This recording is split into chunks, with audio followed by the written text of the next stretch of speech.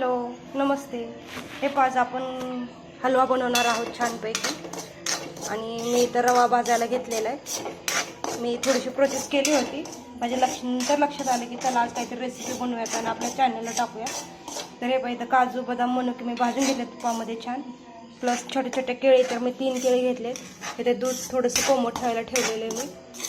आणि हे असा कलर चढत आलेला आहे ह्याला.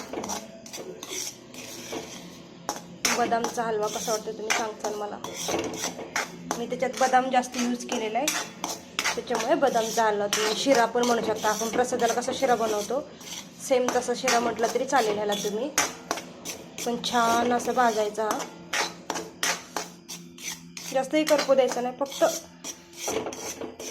व्यवस्थित भाजला पाहिजे, कच्चा नाही राहायला पाहिजे. सुंदर असा गोल्डन कलर यायला हवा ह्याला.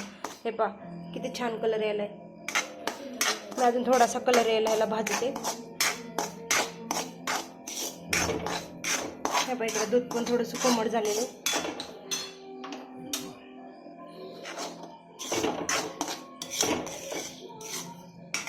आपला प्रसादाचा शिरा किंवा हलवा बनवून तयार आहे.